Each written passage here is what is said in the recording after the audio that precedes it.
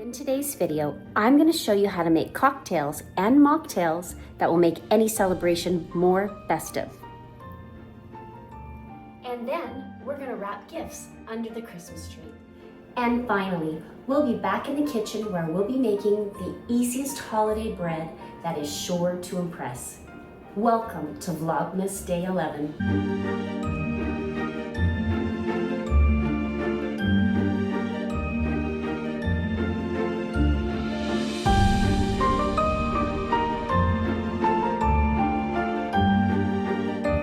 Hey everybody, welcome to today's video.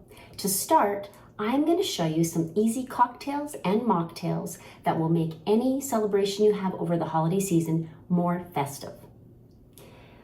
To begin, we have our classics. We've got our red wine and our white wine, always a big hit, easy to have. We also have some champagne. I've got a bottle of the Costco brand champagne and it works just perfectly. Then we move into some of our liqueurs. I've got a ginger liqueur here and a raspberry liqueur. And then we have some soda pops. I've got Sprite, ginger ale, and Coke. I also have a container of coconut water here. So let's get mixing. Red wine in a small glass, perfect on its own. White wine in a wider bottom glass, also great. Champagne in a champagne flute, easy enough. We've all done that before. Easy to do, but let's mix it up a little bit. Staying in the alcoholic range, I'm going to suggest that you take some champagne and mix about 1 ounce of the Domaine de Canton ginger liqueur in it. But this liqueur can do a lot of other things. It doesn't have to be mixed with champagne. It can also be mixed with a Sprite, which makes a really lovely drink. And it can also be mixed with a ginger ale. I really think having sodas like Olipop out are great because when people see them, they immediately don't feel like they have to drink alcohol. They see there's some other options for them and they feel comfortable doing that. I often start at a party by just asking for a little ginger ale. And then I talk to friends and I get a feel for the room and see how the evening is going to go. And then I decide if I want to have an alcoholic drink or if I just want to stick with something that's non-alcoholic. It really is lovely to have that option. Now I'm going to show you one cocktail and one mocktail that won't require any shaking and not really any stirring at all, and they will be a big hit at your next party. A lot of people haven't heard of this cocktail that I am about to make. It's a Basque drink called a calimoto, and what it has is part red wine,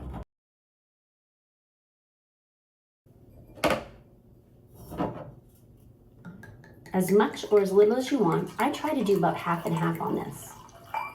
So I've got about 2 ounces of red wine here. And into it, I add some chilled Coca-Cola. So this can be Coke, Diet Coke, and this is Olipop Coke.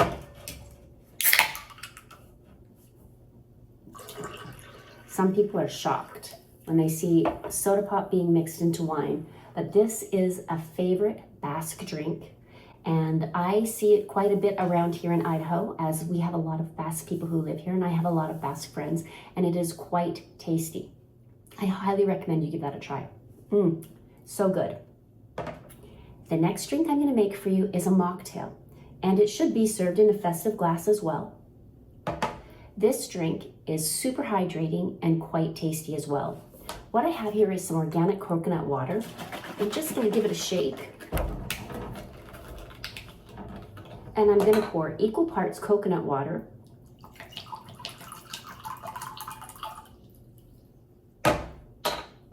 to either ginger ale or Sprite. I'm going to go with the ginger ale.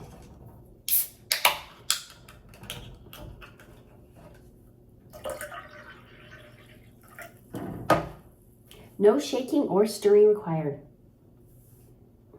Wow, that is so delicious. Definitely one that you can spruce up with a little bit of greenery if you'd like. I just love it in a festive glass like this. Having holiday drinks out can be easy and accessible for everybody, whether they want to drink alcohol or whether they don't want to drink alcohol. I love these two drinks that I've shown you here, and I really hope you give them a try at your next get-together. Let me know in the comments below if you've had these before or if you've tried them and what you think. Before we move on to wrapping gifts in front of the Christmas tree, I just want to ask you to like this video if you haven't already, and subscribe if you're not a subscriber yet. It would really help me out and I would really appreciate it. Now let's get wrapping presents. I've been really happy how I've been keeping on top of wrapping gifts as they come, but I'm not about to start celebrating. We are not even halfway there. I have a ton more that I need to start wrapping, so I'm going to get going right now.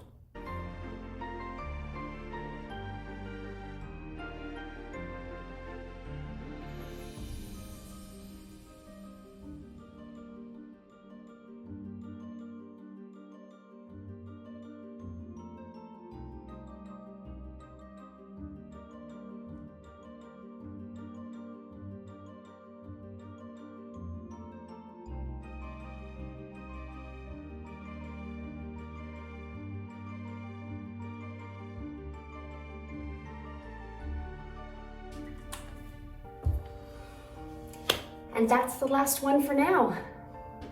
A job well done. Here we are back in the kitchen, and I'm going to show you the easiest holiday bread that you could ever make that is sure to impress everyone. Let's do this. In this bowl, I have 2 cups of flour, a half a cup of sugar, and 2 teaspoons of salt. I'm going to give that a nice little mix. Here I have a half a cup of water, and to that I'm going to add 4.5 teaspoons of yeast and about a teaspoon of sugar. The sugar will just help the yeast to bloom. Give that a little mix. And then I'm just going to let that sit while I prep the rest of the ingredients. This recipe calls for about a half a cup of chopped pecans,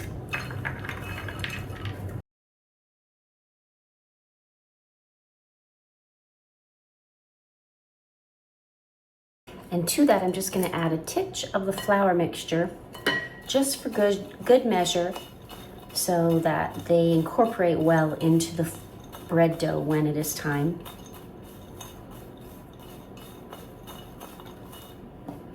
Set that aside. Next, I'm going to chop up the candied fruit. This is 8 ounces of candied pineapple and cherries. Meanwhile, I have 1 cup of milk plus 2 tablespoons of butter here. And I've melted the butter into the milk.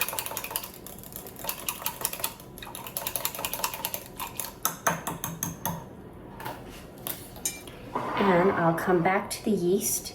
You can see it's kind of fluffing up. That's called blooming. It means that the yeast is active and it's working, which is great. I'm just going to test the temperature of the milk. You can see it's kind of fluffing up. That's called blooming. It means that the yeast is active and it's working, which is great. I'm just going to test the temperature of the milk. I don't want it to be too hot, otherwise it will kill the rise of the yeast. It is a little warm, but I think I'll incorporate it into the flour. And that'll cool it down a little bit. And now I'm going to add in the yeast. This is going to make a really loose dough once it gets all mixed in. This calls for a little more yeast than normally used to rise this much flour. But that's because we are going to be adding pecans and candied fruit. And when you add things to a bread dough, whatever it might be, the flour is already hydrating and the dough is not as soupy as it was even 2 minutes ago.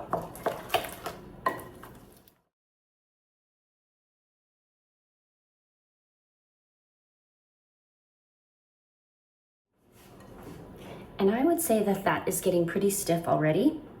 And again, the flour will hydrate and expand as time goes on.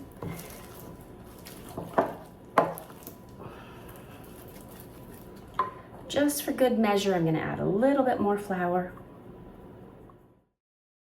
I'm going to cover that and let it rest for 30 minutes in a warm area, i.e. inside my oven.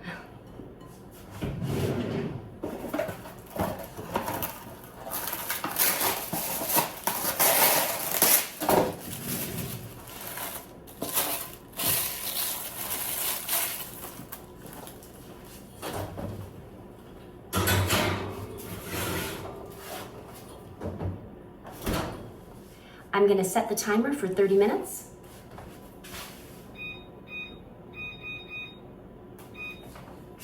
And I'll see you back here when the buzzer goes off. The timer just went off. Let's take a look and see how well the dough has risen.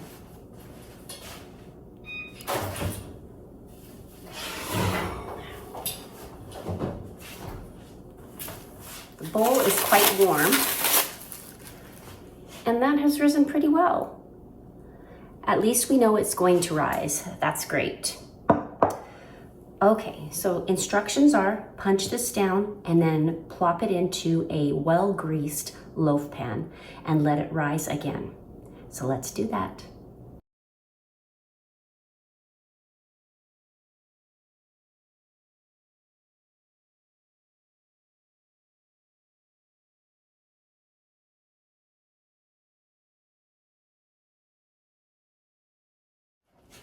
Wow, that is very fruity and very nutty.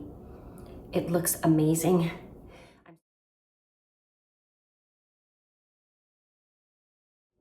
That needs to rise for another 30 to 45 minutes, and then we'll preheat the oven and get it baking. The bread has risen, so I'm going to carefully take it out and preheat the oven and then pop it in and bake it for 45 minutes.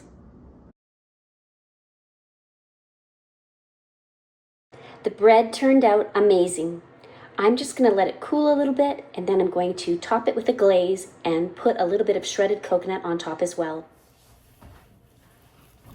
Well, I don't know about you, but I have had an amazing Vlogmas Day 11. I can't believe that we are already 11 days into Vlogmas. Christmas will be here before we know it. If you haven't already liked this video, please do so. And if you aren't subscribed, please subscribe. It would mean the world to me. Now I'm going to finish my ginger ale and dig into a slice of this delicious bread. I can't wait to see you tomorrow. See you then. Bye.